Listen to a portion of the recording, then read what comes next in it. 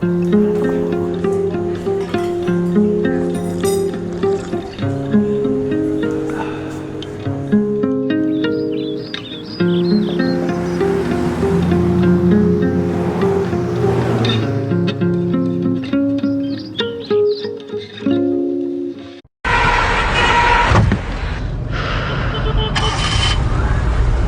my god. So hot.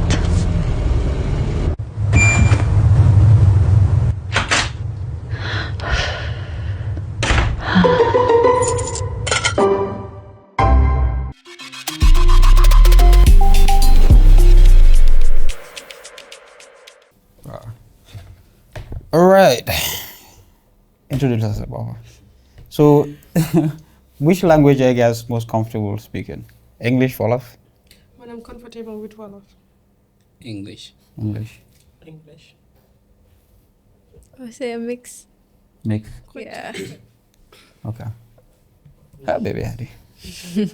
Anyway, introduce yourself, Baba. What do you do? Assalamu alaikum. Assalamu alaikum. Maa ngi nuyu ñu fi toog yëpp ku nekk sa tur sa santa. Maa ngi tudd Hadi Loba, the CEO of ANG Decors.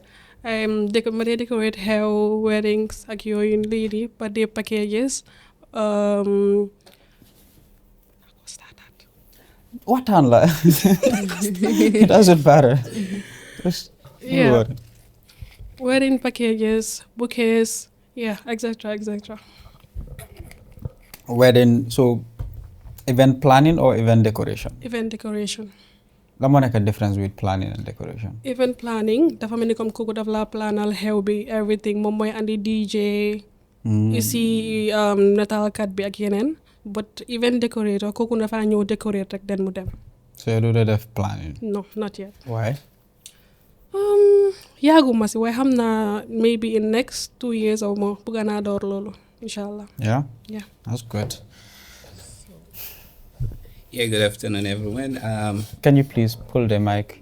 It only picks sound in like sort of one direction. Oh, okay. So you can move your iPad to the left a little bit, maybe push it in a little bit more. Yeah. Yeah. My name is Paul Mario Mendy. Working as a design engineer at Mendy and Sons. We focus on welding and fabrication and engineering solutions.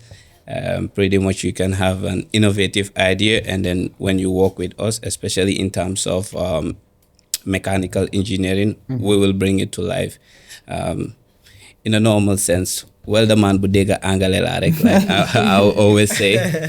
Yeah, so that's me. So you said, sorry, can you just, that's on your right side, the other side. Maybe push it down a little bit. Yeah. Move around it a little bit, let me see. It's very annoying. Maybe take it to go basic. Sorry, man. Boy, then you want oil too good. So how's it still? And got a grease. Okay, so it's fine. Don't worry about it. So you said welding And machining. Machining. So what does that involve? What does that mean? Machining in a normal sense is pretty much when you have your car parts or mechanical parts, like let's say metal parts, like your brake discs in the car when it's broken, like for example, it's rough. So that causes when you're running at high speeds and you hit the brake, the car will start Vibrating. vibrating. Okay. That means it's time for you to smoothen it or change it. So usually when you don't have your brake discs in the market, you can come to us. We'll just smoothen the one you have, and then you can use it again for the next 2-3 years. So your process like CNC? Yeah, not CNC actually. We're doing it mechanically. So how like do you smoothen the? Yeah, we have our process. It's Yeah, I mean, pretty much. Our details. That's what I'm asking. Yeah, Because if it's not CNC, I know CNC is very precise. Precise. And the way it would like, if you want to like kind of carve a metal. Exactly. It's that's what I'm asking, because engineering fascinates me in general. Sure. I watched videos about machining. Or what did they all call the other one? Like zero tolerance machining, where Exactly. they can carve like a cylinder from a block. Yeah. But if you put it back again, you can't see any gap. So things like that I'm interested in. That's what I'm asking. So how do you go about it? Yeah, we do it the manual way because CNC is mostly done by the computer. But before the birth of CNC, all those processes are done like by human beings.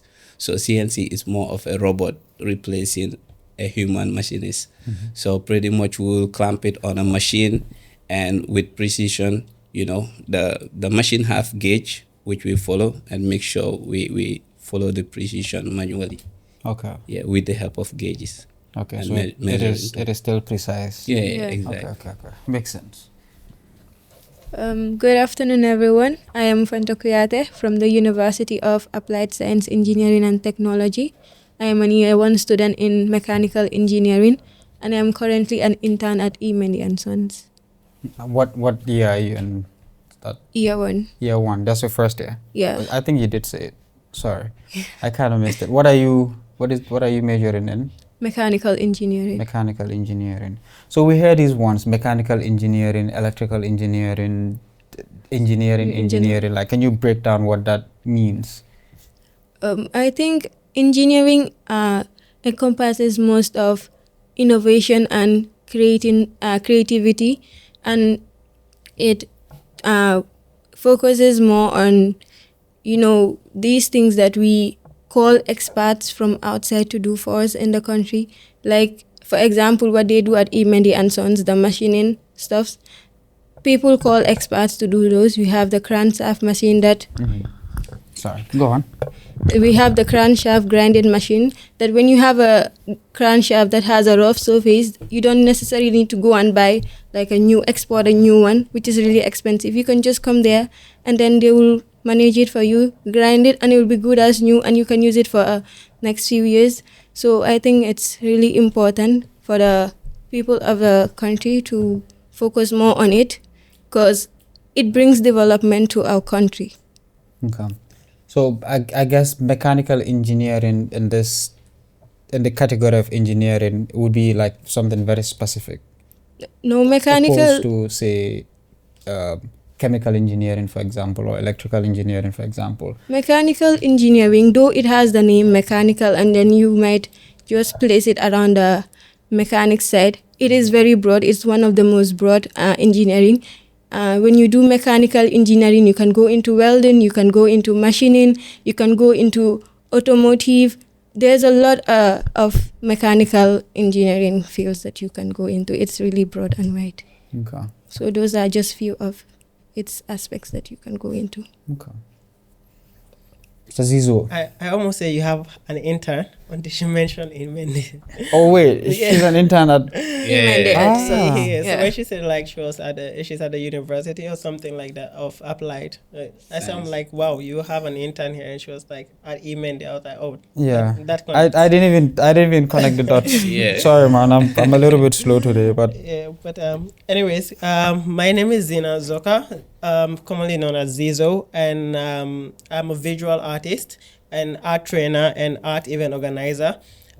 So we're all about painting, selling of artworks, teaching people how to paint, and also, to groom their artistic skills, and also to organize fun event in terms of like creativity, where people can just come socialize and, not feeling like an artist, but having the vibe of an artist and expressing yourself, because many people I've seen wants to try a little bit of painting, but they're like scared. So just to let them know that art is not something that you have to be like a Picasso or Leonardo to do.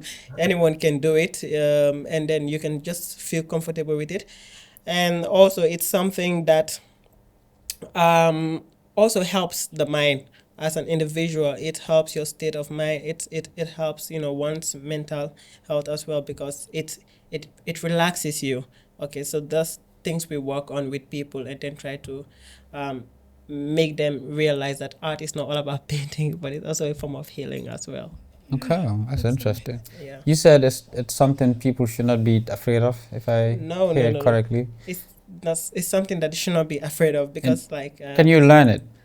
you can learn it. Yes, Okay. you can learn it. And there's a common saying from one of the greatest artist. Picasso is like every child is an artist. But the problem is, do they remain an artist when they grow up? It's evidence from, when you see kids, how they take pen, paper, start doing like, the aspect of creating something makes you an artist. Okay, so it's just about you as an individual trying to acknowledge what type of artist you are. Like, are you like into that career type of being an artist as a visual artist, or you just want to express yourself like what they call the abstract art?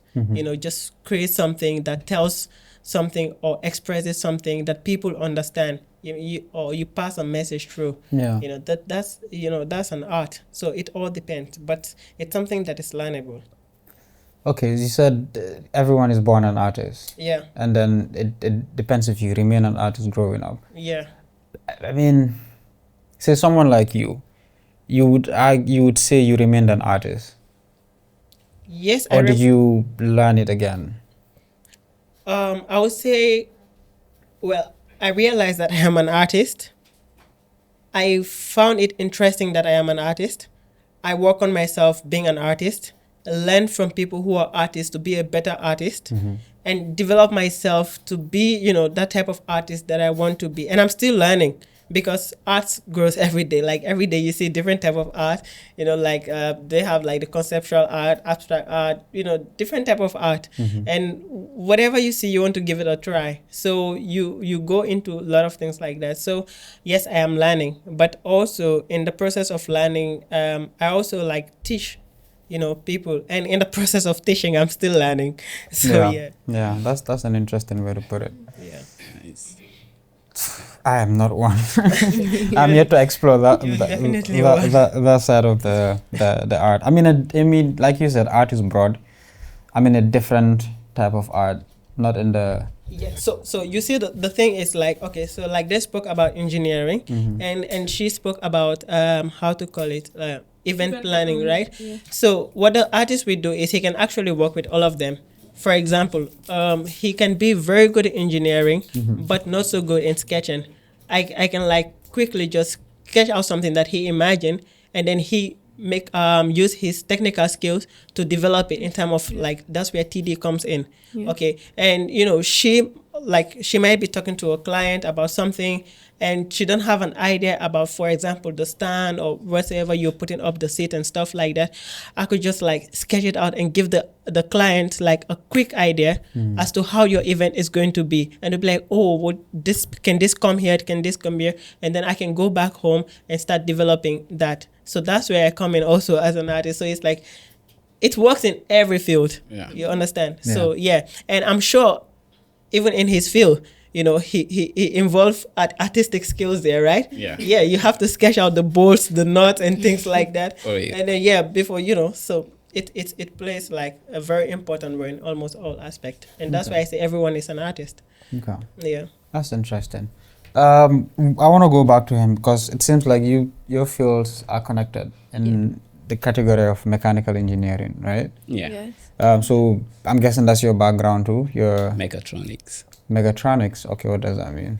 That sounds like a Transformer character. Yeah. I mean, it's an interdisciplinary course between mechanical engineering, electrical, and a little bit of computer programming. Okay. So that's why it's called mechatronics. Mechatronics. So I see the combination. Exactly. Huh. So in your company, do you guys like, for example, have you ever done this, or have you ever thought about like, say, building a whole bike frame, like a motorbike, just the frame? Because I'm guessing that's in your field. Yeah. I'm asking this to say, there's a lot of disciplines people are involved in Gambia. Why are we not, say, creating bikes?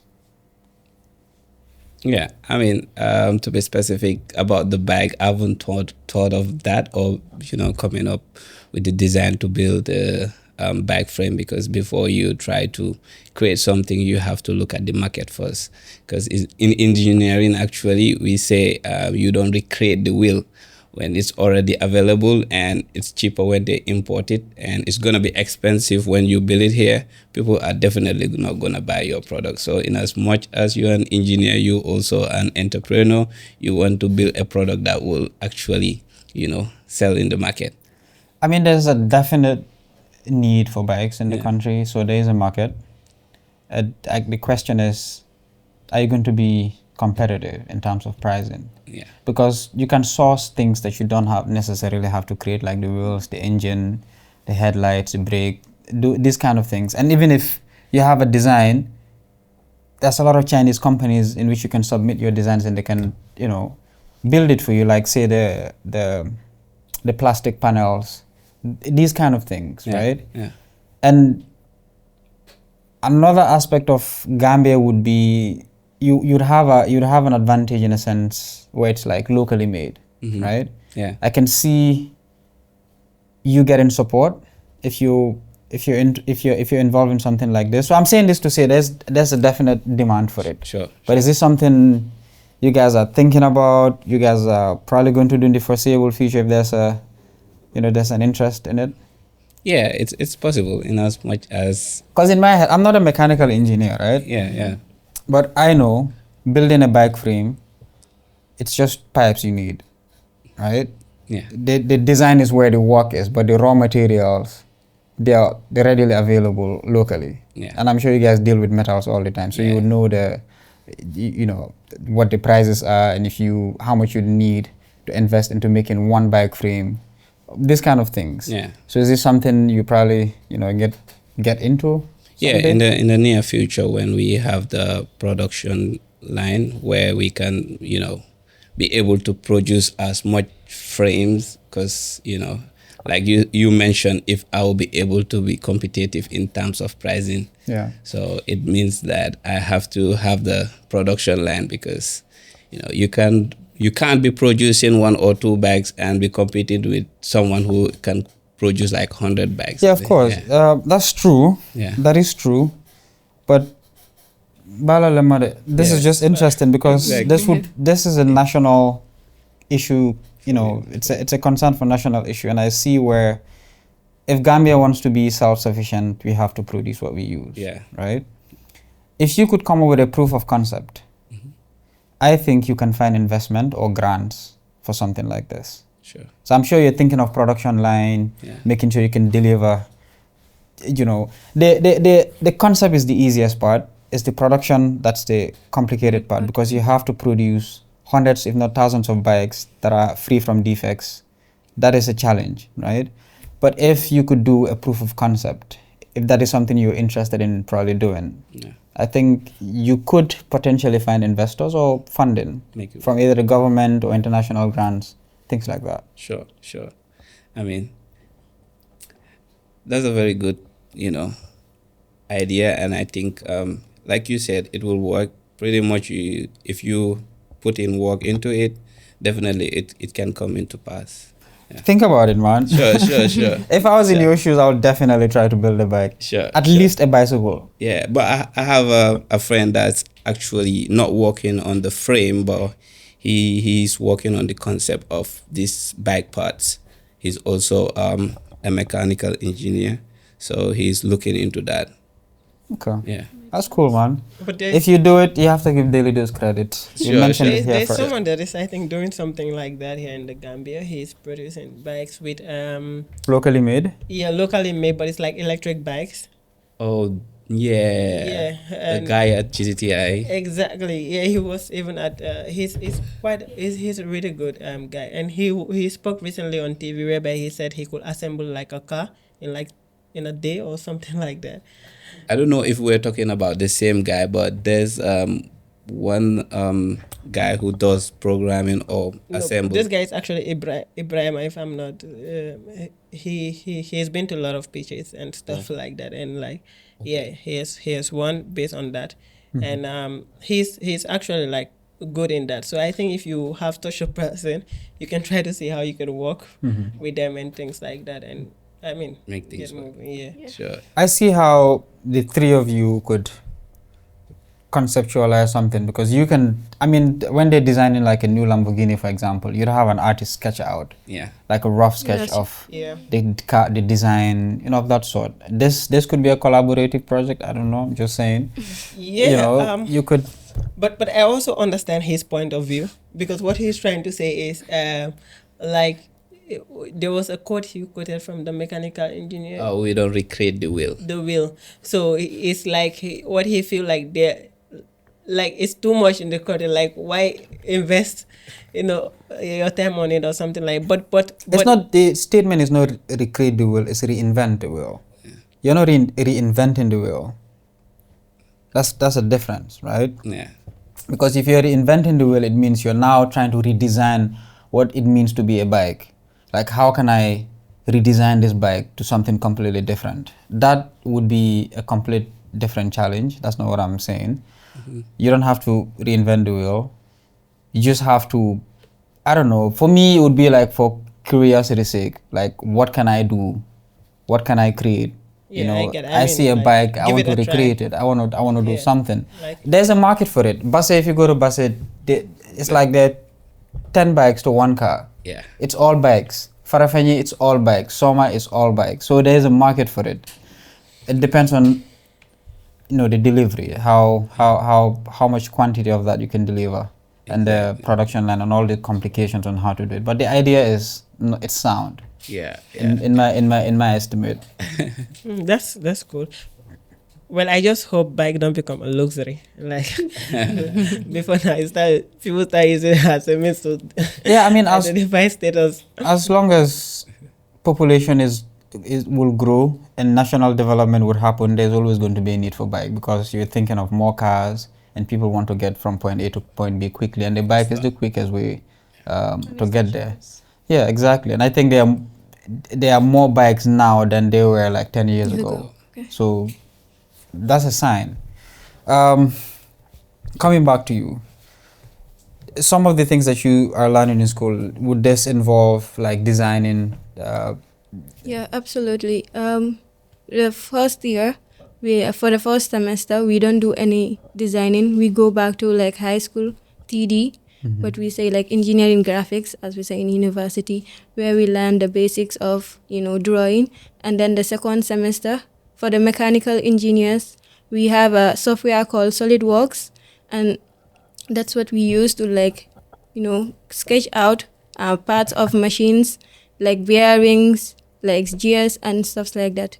To like, Okay, so there's a level of design involved. Yeah. That's cool. How's your experience with the curriculum? I mean, I think it's the only technical Good. school in the country, yeah. so there's nothing to really compare it to. But in terms of, say, comparing to like global, how is it? I would say it needs improvement, but we are getting there because it's a new university. We are the fourth fourth batch of the university, and I think the government is really investing a lot in it. We currently have an innovation lab at the university where we could do 3D printing. Before the 3D printing is where you do the designing. So like students have the chance to design and then they 3D print to create their prototypes in the labs. So it needs improvement, but we are getting there because we have a curriculum where we don't have the chance to choose our courses. The courses are there for us. When we come for the second semester, they tell you are going to do physics, you are going to do chemistry, you're going to do calculus. So you don't have a choice. You have to do those things. I think we need improvement on those parts, but we are getting there. So, I have a question. Am I allowed to ask? Yes. Yeah. Yes. So my question is like, are you studying this because you got the qualification to go into the university, or you're studying this because you have like a goal, like I want to build up something someday? Because what I've understand for most of you university people, for those of us who are not fortunate to go to university and stuff, like I appreciate the fact that you guys, like I really want to go, you understand, like study something. But it's like I found out that there's nothing here for us to study, as in like the type of person I am. I'm a visual artist, okay, and we don't have that platform here, unfortunately. And even though they opened a new university, I said they did not even create a platform for that again. And I'm like, okay, finally we are out of this Gambia. Like also our system is not here. You understand? So like for those of you, like I'm just wondering, is it that you go to like the university to study this thing just to follow a pattern? Like, okay, this is what we learn, and at the end of this, like, do you have something a problem that you really want to solve? That's why you went into studying this thing? Because I think that is very important, in terms of like national development, like, because you want to sort out something and you have a passion for something. Yeah. Like if I'm to go to an art university, my purpose would be like to change, like how to call it, to create a platform where people can come in to learn art, because we don't even have that here. We have to depend, people like us, we depend on like YouTube, depend on like older artists experiences, right, to learn art, but we don't have like a learning platform. So my goal would be like, I want to go there to learn this and come up also like create also another form of curriculum and teach people this thing. And I want someone else who learn from there to come up with another idea, like let the art grow. You understand? So like do you think about that as in like a passion, or you just think that because you have the qualification? No, I did not take it as a qualification, because after I finished my grade 12, most of my relatives were calling my mom and my family members like I should go to the University of the Gambia, because it's the formal academic, university. I shouldn't go to. They still don't have the mindset to change. When we tell people I'm from USET, they will ask you, what is USET? Then you will have to say GTTI, and then they will look at you some other way. Like having a skill, like going to a skill school is not worth it. They take skills as something that someone who is a dropout or someone who cannot make anything in their life go to do it. You see parents tell their kids, so pass with the exam, dama la yobu nga dem la janga métier bobu nonu mo nekk di yobu aduna bi ci kanam. If you look at countries that are really developed right now, they focus more on TVET, because you see them, they are leading in technology, they are leading in engineering, they are leading in creativity and innovation. But we lack that in the Gambia. In the Gambia, your parents force you towards more the academic side than the skillful side. So growing up, I wanted, like any other typical Gambian child, I wanted to be like a doctor, a nurse, a journalist. Then when I reached to junior school, most of my friends, if you ask them, what do you want to be? And they'll be like, I want to be a doctor, I want to be a nurse. Then I found out about engineering. And I'm like, no one wants to be an engineer, then I will be an engineer. That's how I started saying I wanted to be an engineer. Junior school, I did not know how to do TD properly. I did not pass the subject. So I did not do it during grade 9. One of my friends always follow me and like, Fanta, all the people I know that wanted to do engineering, they are doing TD. I told her, I'm not going to pass the subject, I'm not going to do it. Then I went to high school, and then I'm like, I will do it here. Even if I'm going to fail, I will make sure I do TD and know what the TD students know. Now, after finishing grade 12, some people did TD junior school, they did it high school, but they went to the University of the Gambia because they think USET is some plaything. Oh, you see some of our course mates, they start first semester, 1 month, 2 months, they are like, I'm not doing engineering anymore, I'm going to the UTG, because we have that mindset that skills are useless. Only people who cannot make it in life go into it, and that's a really bad thing. Yeah. So development requires engineering. So that's why I said I want to be one of those people who are going to contribute to the development of the Gambia. So I went into engineering. I mean, you've said it better than I could say it. I think skills is one of those parts of our country that is like in the shadows, but very, very crucial. If every skilled individual decide, you know what, today I am not going to work, the country will crumble. Exactly. That's how essential it is. And I like the fact that you didn't go for not to say there's anything wrong with going for the corporate, the CEOs, the admins, the lawyers, the doctors. These are also very essential roles. Yeah. But if you're putting them on the table, if you ask me, if you put that and acquiring skills, I would always take skills because this is what is really moving the world. You know, countries are moving forward technologically. It's not because someone, you know, wanted to just do academics. They wanted to. It needs skills. It needs a type of hands-on involvement, like what he's doing. You need hands-on, and you need experience for that. It's not something you just learn in a book. I mean, the book is the foundation of it. Yeah. But these are I don't even know how to put it. But you know, going into a field like that and acquiring skills, you'd see how fundamental it becomes. I mean, if you're driving a bicycle, a bike, a car, there's a lot of skills involved. Exactly. Right? It's not come doctors here. Not to say the doctors are not essential in the country. They definitely are. Yeah. But more light to engineering subjects, more light to USET. But I would also, you know, kind of play devil's advocate. The reason why I guess our folks are not so keen on skill in the skill areas, it's because it's of what they see. You know, you don't really have professional carpenters. It's local. Hustle, rubber. But if you think about it, what a carpenter makes at the end of the month compared to what someone in an office makes at the end of the month, Lumo make is almost the same as a CEO with a big position, right? It's just some weird reason that I cannot explain as to why they think these skill areas are not. I think so because like I was also in USET, GTI, now USET. So like I studied architectural draftsmanship for like 3 years, but people were asking, are you still practicing architecture? I'm like, yeah, because the thing is like knowledge is never wasted. Okay, so because we're in a country of rubber, if things get tough on the artistic side, I draw plans. You know, I draw a house plan, I make my money. And you know, and if there's no architectural work, bro, give me the portrait and stuff. I will also take that. I make my money and stuff. But then the thing is like sometimes I wonder because there are a lot of people going into this, right? And then you wonder how many of these people will be employed. Because most of the time, these people that go into this thing, their concept is employment. I mean, there's nothing wrong with being employed, okay? But even in your company, like if you're being employed, like there's some skills you can go with, you know, like if you contributed to that organization or company, and they will value you so high, you know, because of that uniqueness and stuff like that. But if you're just like based on what you're instructed to do, then it becomes like you're easily replaceable because we could get someone who can also like instruct to do something as well. Exactly. So like there's so many there's so many. I know of a guy who actually went to GTI and he makes a big name now. Like they never went to the university and they run construction companies. Yeah, I mean, taking up big jobs. You understand? Some of the so electricians that are making the most amounts of money. And when you talk about the, like for example, you see like the bankers and the maintenance.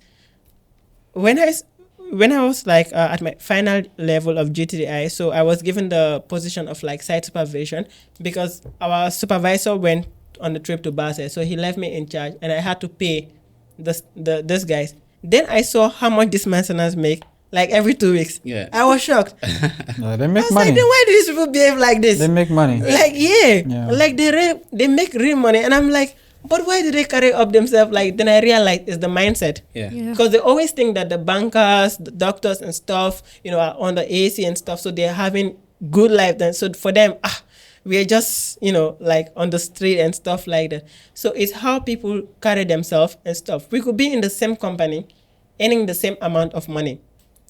But how you use your money and how I use my money, you know, we make people believe that I'm earning more than you or you're earning more than me. It depends. So it's the mindset as well. It's unfortunately people judge based on what they see. It's just human nature, you know. If someone is driving a Lamborghini goes past you compared to someone who's driving a bicycle, you'd automatically assume the guy in the Lamborghini is making more money.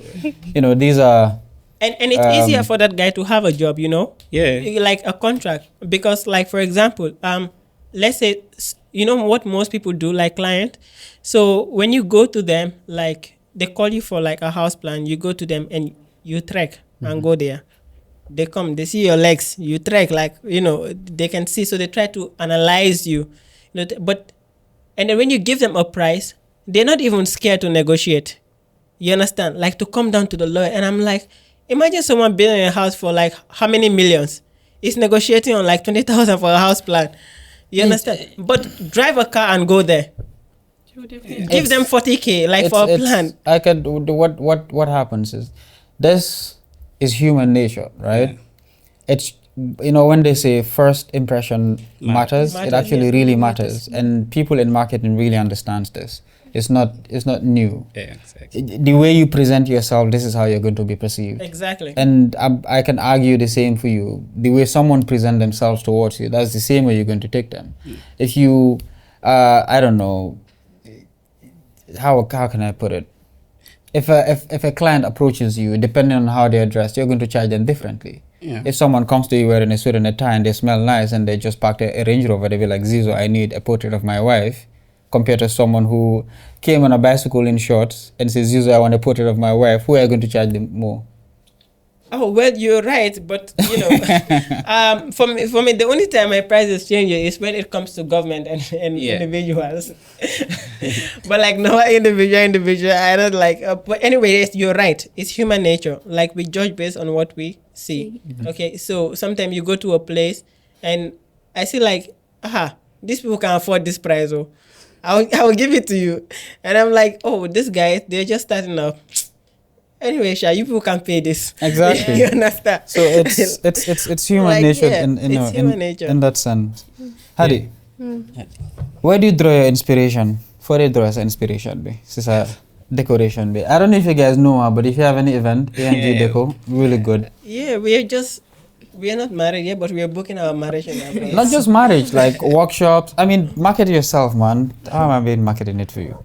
What do you do in terms of decoration so they can hire you in case they need your services? Weddings, birthdays, engagement, and packages, especially on Valentine's. You do So a you lot don't of do like package. workshops, events, Maybe like opening of musical office. Yeah, opening of our office. Yeah, things Yeah, like any special event that needs to be decorated. Yeah.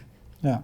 So like, where do you get your inspiration from, and how do you improve on your skills? Sometimes daf dee nekk loo xam ne rek lu ma yaaga xalaat la. For example, like client ma call ma, I want this. Su ma tëddee du ma nelaw. Damay toog rek di xalaat, okay, su ma defee lii def ko, take a note, di draw. Sometimes I do take a lot of inspiration from Pinterest. Yeah. Yeah, Pinterest has a lot of stuff. Yeah. So come, for example, like some of the events you've done, like what are some of the challenges they face? I can say that would be buma just started to decorate, because challenges yuma amon mo nekon ñaka bagage, because dafa metti won sometimes da nga gis ne da nga calculate nga half bagage yi nga wara use da nga wara jël nga ren ko out, so pare do dese profit bu bari. You need to get like flowers, get wedding chairs from outside. Like, so pare so calculate like do dese anything. Sometimes maybe tamit transportation tamit daf dey metti, because dang dey am even like Tujereng, Jabang, place yu sori yooyu noonu, so daf dey metti sometimes nga war a dem foofu noonu fay transportation doo desee dara.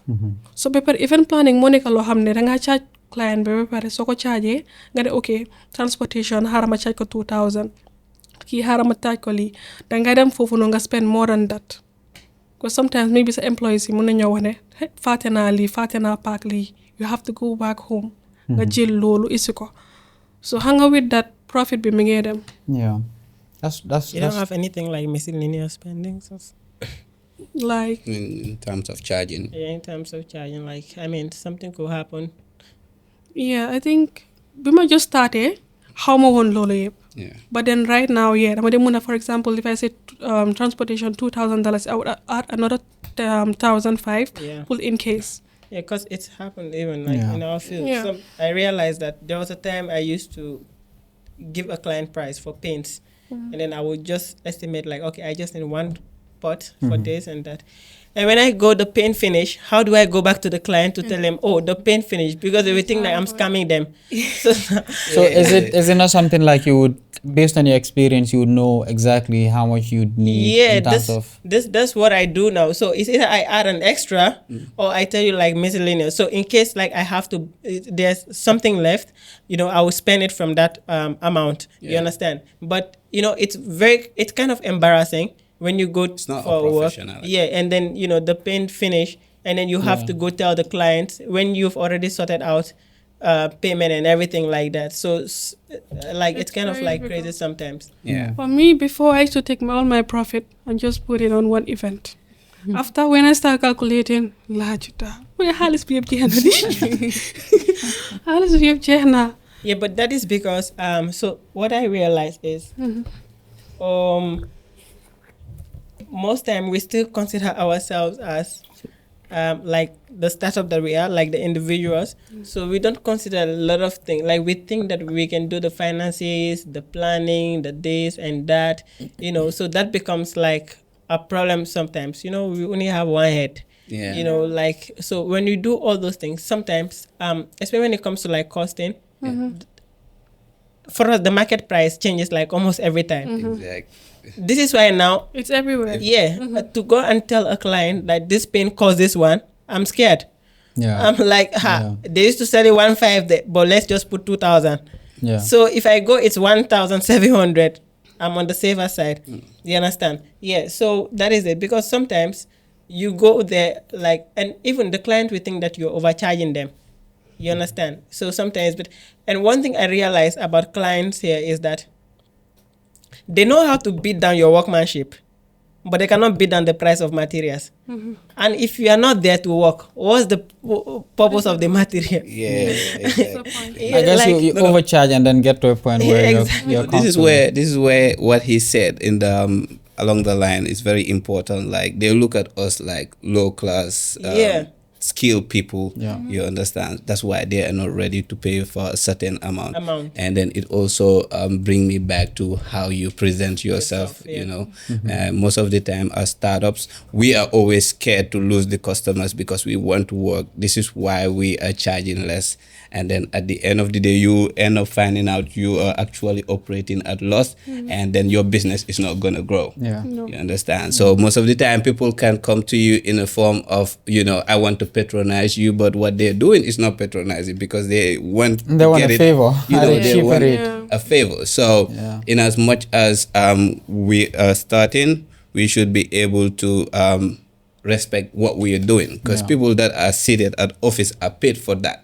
You are actually paid for the drawing you're doing. So if you tell someone 4,500 for a painting, maybe just 1,000, it's your labor. And then now if they say you do it 3,000 for them, that means you're working for free. Yeah. You understand? In my experience, in terms of clients beating you down, not to say that still don't beat you down, right? But one is know how to do the part, meaning you know how to do the work, and you have to dress the part. Once you have the client and you've done works for them and they see your value, the next meeting you don't have to dress up because now they're interested in what it is that you can actually deliver on. So about the New challenges clients, side, I wanted to say something because let's say Buma just daughter won the decorate. I think that was in 2019. Time bu maa ngi gën a ndaw su ma ñëwee nii let's say pour decorate nii kii daf maa xool sax xale bii muy def decoration bii the guy will just stand toog di ma xool because du ma gëm ne man maa ñëw def decoration bii nii daf maa xool or sometimes dafay compare prices xaaral ma jël kii because kii moo gën a am tur dan kii nii si foofu noonu dañoo nekk di compare price di xool ndax kii mun na decorate wala nag maybe sax I will just start doing the decoration mu nekk di ma xool foog loolu lii nga pousse ko tuuti just pour sikal looma because of kii xale la so loolu dafa métti woon sometimes There's one I recently saw la ko déglu Vosi, I don't know if anyone knows him. Vosi Tembakwayo. He said something, if you give I'm paraphrasing because I don't remember exactly what he said word for word, but he said if you charge a client and I think they it's expensive, they counter offer in 50% or something, tell them you will not do it. In fact, recommend someone else who's doing the same thing to them, because then they're going to sit and be like, why is this guy recommending someone else they must know exactly what that really messes with clients' minds, right? Because now they want to work with you. Because the fact that you're even recommending someone else to do the job that you said no, you're not going to do, they want to work with you now. So these are tricks, and I'm sure you guys can find him. Yeah. He gives business I want advice. to add something. I think as youths in the country who most youths nowadays are going into the business venture, but we go there without any financial literacy or any entrepreneurship background. So at the end of the day, you start your business. The first few years, it's all losses. Yeah. It takes a long time before you actually start to see the change, and that's a really setback for the young people, because from the beginning, if you have that financial literacy and you have that entrepreneurship background, then you know what you are doing, then no one will come and bring down your worth. You know, this is my worth and this is what I'm going to charge. If you don't want it like the way you said it, if you recommend another person, they will know that, yeah, this is their worth, so I'm going to pay for it. Exactly. So I think that's really lacking. Yeah. I mean, financial literacy, man, not just for entrepreneurs, just Exactly. at a life, it's a skill for anyone. And it's not taught in our schools. No, definitely not. Schools are not interested in making entrepreneurs. Even- Schools are interested in, You know, Creating a work. which is not bad. Again, I say this to say, it's just, me owning a business, obviously I want people to be brainwashed so they can come and work for me. But this is a problem, right? If you have too many workers, there's not enough jobs to go around. You need some to create jobs for others to work, to work in. There's nothing wrong with being employed. It's just, if you're not an entrepreneur, don't waste your time, because it's a very difficult journey. You'd probably be better off joining someone else who has a vision and they're working towards that vision, and then you support. You'd get the same. You'd get your wala. Like the Wolof who said, "Dingamsa wala." See whatever you're doing. I'm guessing all of you here are entrepreneurs, including you, right? yeah. How has, except you're still a university student. What is your experience in running a business? I mean, in my actual point of view, in my case, it's kind of different, because the company was actually started by my dad. You understand? So people feel like, okay, it's already ready-made, it is tailored for you, but they don't understand that my dad actually passed away in 2014 when I was just graduating from Form 5. So from there till now, there must be a lot of challenges. It's pretty much more of you starting up, because the path I'm taking right now, it's more of a new thing that was not there before. You understand? So as an entrepreneur, it has been really challenging, because you have to put yourself last, especially when you employ people. Tell me about You it. have to put yourself last. It's easier to do your business when you're alone, but when you start having people under you, you can even get up and feel not motivated, and they will come with their problems. You have to forget about yours and, solve their problems just to make them motivated and, deliver. Yeah. So that has been that has been a challenge, especially in the entrepreneurial side, leadership. Yeah. And then having to, like you said, push the idea to people. If you're an entrepreneur, you have to be innovative. And in innovation, you have to let people know what you're doing and believe in it. So the second time, like you said, you don't have to dress up. So as young as you are, a young entrepreneur, I would say, they would look at you no matter how the name is. So many times people will come in the workshop and like, okay, I'm asking for the boss or something. I'll come out, they will still look at me. Where's your dad? I am the one you were speaking to on phone. Yeah. Like, oh, really? Then as they talk to you, they're more interested on what you're about to give than who you are. Right. Yeah. I mean, yeah, that's true. I guess age would determine experience. This is just how we kind of correlate things. Exactly. The older the person in the business, the more, I guess, trust they've earned. Yeah. Because it would signal that you've had a lot of experience doing this, so you must know what you're doing compared to say a young person.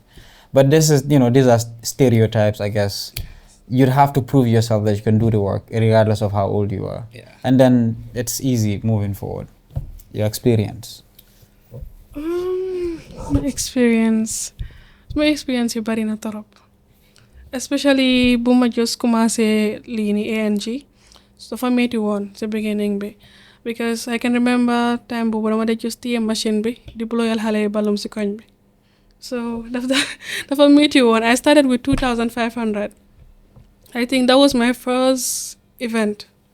Benn frame rek laa amee woon, dama daan round frame boobu noonu di decoratal koñ to koñ. duma am sax lu bari. I think 500 250 laa daan amee. To me, I think am nekkuma woon di def loolu pour xaalis, because dama doon def loolu pour nit ñi ñu xam ma, di try di dugg ci social media, di try di link ak artistes yi just pour ma defaral leen ñu gis ko.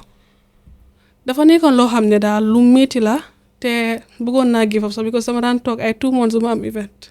So foog ma nekk di wër ci dëkk bi di post, nekk di decorate suñ saal bi, di def balum di ko aj, di ko post, di call nit ñi please post this for me, try di xamante ak artistes yi, just because I feel ne ñu war a jàppale.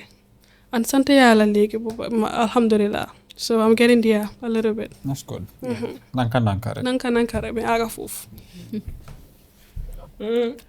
In my case, it's really, really challenging, because in a country whereby art is not appreciated, you die of hunger. But yes, this is where innovation comes in, and the willingness to also learn.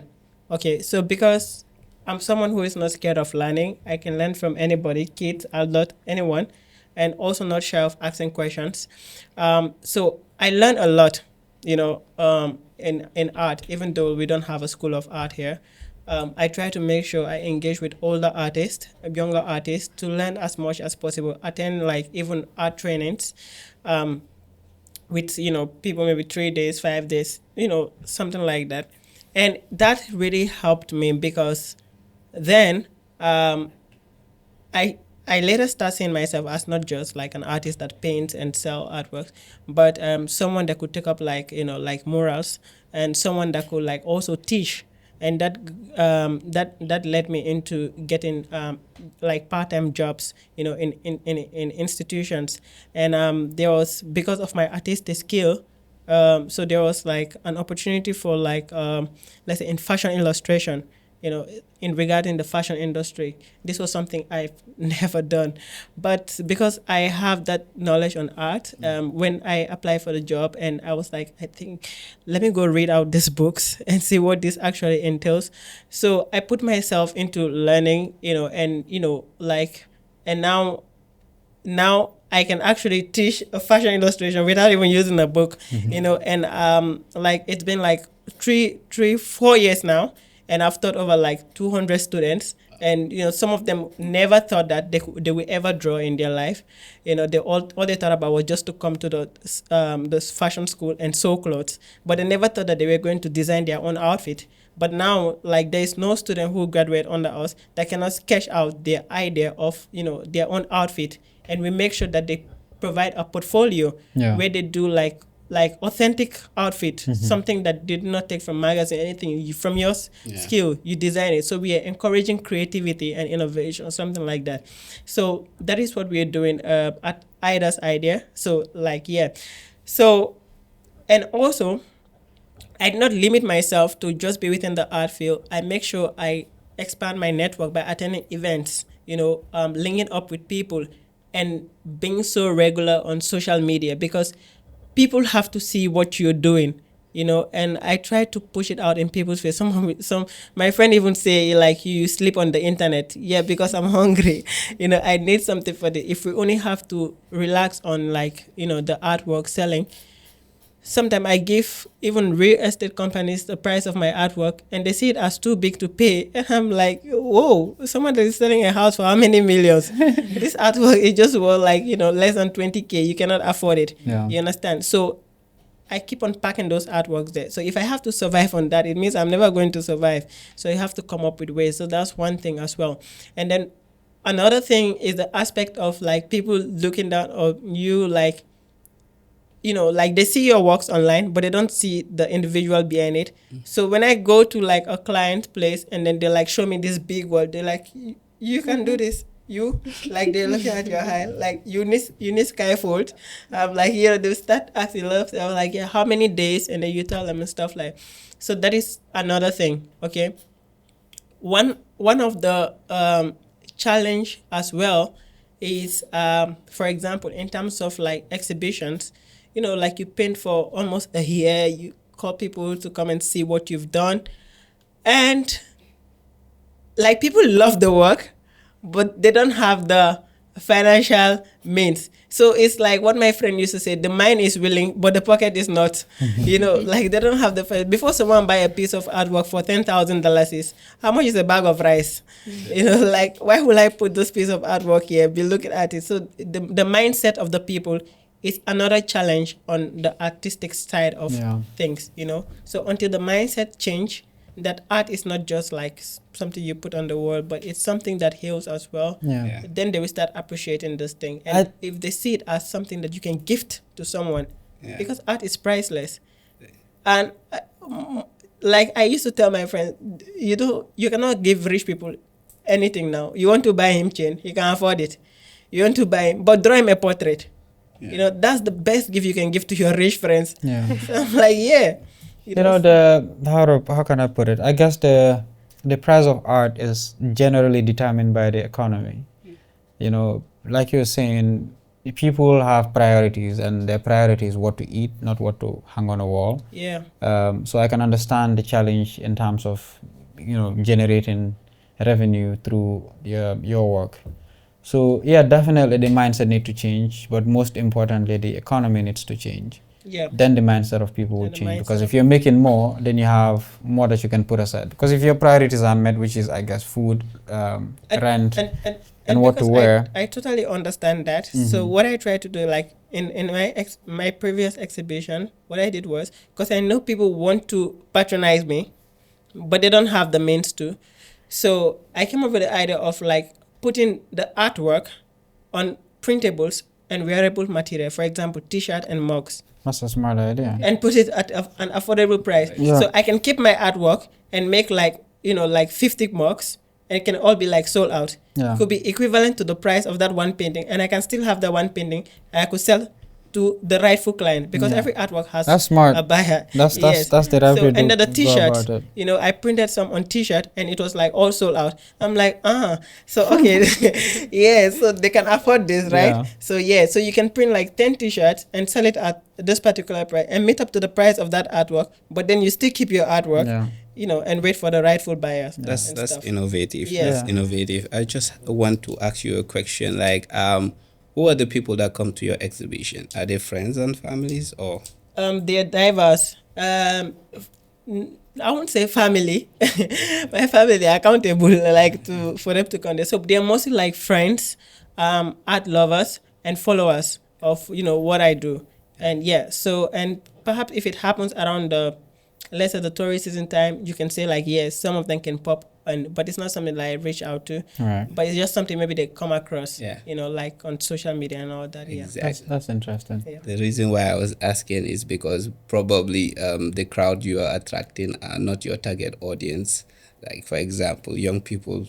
I'll put myself into their shoes or something. We can know Zizu and we want to support him, But the pockets are not there. The mind is willing, like you said. Exactly. So I mean, the next time you're doing an exhibition, try to reach out to the target audience, especially the kind of people that buy your art, tourists maybe.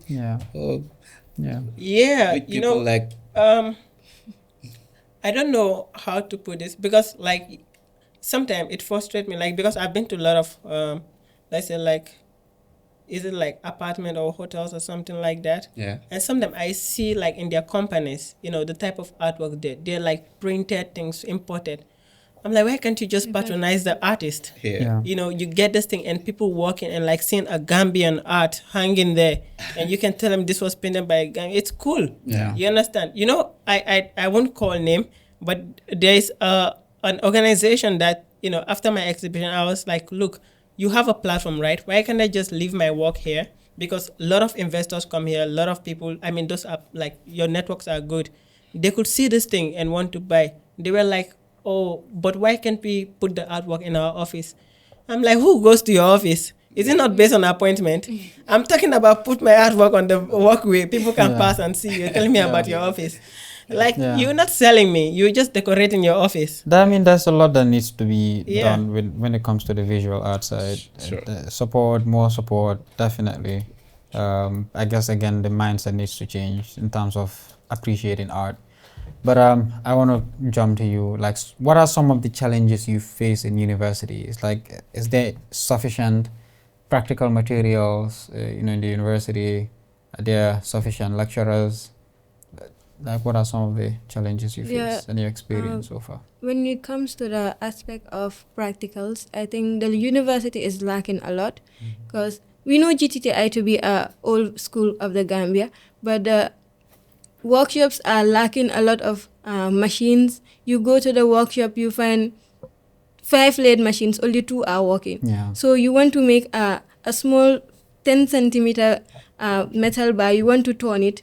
5 people want to turn a metal bar. We have to sit down, wait for one person will do it, wait, and then when it's done, the next to person take comes. turns. So sometimes you have to sit on the workshop from morning up to 5 o'clock for a very small piece of work. So how are they going to, I think the university needs to look into attracting customers outside to come and give them projects to do. They don't just have to sit there and say, yes, students are coming in, we'll tell them this is what the lathe machine does and this is what it does.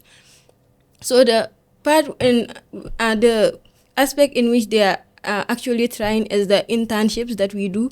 Like for the first 3 years of your university degree, after every academic year, you go for a 6-week internship. That's good. I've been going for a mechanical workshop in the school for the 2nd semester. I went to almost all the workshops in the school. I didn't know most of the parts. I went to an internship of, now I'm on my 5th week. I know what a crankshaft looks like. I know what a piston looks like. And I know what an engine block actually looks like. Trust me. I might have seen that engine block in the mechanical workshop, but maybe most of the parts are not even there. Right. They'll tell me this is an engine block, this is where the piston goes in, but the piston is not here. So now how am I supposed to know that? You are telling me that I am a BSc engineering student who has to be innovative, who has to come up with plans to improve on the things that we already have here. So I think the university is really lacking on that side. And the lecturer side also, I think that's why they are imposing courses on us. That's and not enough. And you see, like, some lecturers don't are not even trying a lot, and then you go to the administration and complain, and then they are like we'll do something about it, but nothing is done about it because they don't even have lecturers to replace the one that you are complaining about. Yeah. So you have to make do with it and make a research for yourself. You know the craziest part about it? Because I was there, yeah? So this is what happened. First of all, like, you that is complaining, you finished. You're good. Do we hire you to be? Yeah, So it's like the knowledge, it's not going out. It's like just ex-students becoming the lecturers. Yeah, I'm guessing it's circumstance that allowed something like that to happen. Yeah. There's not enough lecturers that are certified to go around in the country, because even UTG itself is not. They don't have a lot of lecturers. You'd see sometimes a lecturer would have like a 9-to-5 job, and there are certain slots in their week where they would go to the university and teach. So there's a lot lacking. I say I would give them the benefit that since their transformation, there could be development. There could be more tools that come in. There could be more lecturers, hopefully, from the students that graduate from there. They could come back and I think still pass down the knowledge. I think they are actually working on that, because when we first came to the school, we were taking around some warehouses around the school where there were kept new machines, but we are told that they are going to be fixed when we move to the new campus in Brikama, which I don't know when it's going to happen. So I think they are actually improving on it, but it's still lacking. But it's like, it's been a long time. Like, imagine she just like since her time, like from 2015, because I went there in 2015. Because the problem is here. So let's say, for example, Do you know most of the thing we learn it from internship, like on site, than what you learn in Yeah. like for your 3 years in the school, you could learn less. And imagine you're paying for that. And then you go on site. There's some people, they go on site, they don't even know some of the things that they have been taught. You understand? Because you learn, like for example, the AutoCAD, the ArchiCAD, the Rivet. Most of us learned it on internship. We learned it, on site, and it's quite embarrassing because you're in the school there. And, even sometimes, even the practical, there are some people who don't even know certain things on site, and it's quite embarrassing. I remember one of the former lecturer that used to be in the school there, he passed away. He was always emphasizing on this, you understand, that people need to be taught like this thing, because at the end of the day, you're going on site and you just be like an embarrassment. So that's where the skill gaps come in. Yeah. Skill gap is, actually acquiring a skill and the actual skill that is needed. That is needed. So this is the problem. It's a very big problem that I'm always trying to sensitize. In as much as we are trying to encourage people into these TVET programs, let's try to give them quality training so they will be able to go out there and innovate stuff, not just to copy. Right. Because at the end of the day, when they graduate and they cannot solve problem, is either they copy what I've innovated, or sometimes it's a scenario where it's what I ordered versus what I get, Right. So you get, this is why we end up having people that graduated with skills and then going to drive a taxi or do something different. Yeah. And who are those even like teaching in those classrooms? Are they like passionate about teaching, or just because they don't have a job? Yeah, I mean, there's a difference, because when you teach someone with passion, it tells. And when you teach someone with it's just this one that is feeding my phone, let me just, it tells as well. Because like if you're showing students things, especially first timers, like you have to actually make them, go through it. Yeah. Bro, like people learn outside than inside. It's just that it's like we are paying for papers. Yeah. Yeah. That's true. I mean, the whole system, there's a lot that needs to be done. With the new UTG campus, I think that's a good start. It's big, it's standard, and I'm hoping the same thing for this one, for the technical university. But we do our best, and students like you give back. That's the only way forward, in my estimate, from what I'm seeing. In that case, this has been a good episode. We're gonna close it here. Thank you guys so much for coming. I appreciate it. Thank you for having us. Lady. Thank you, man.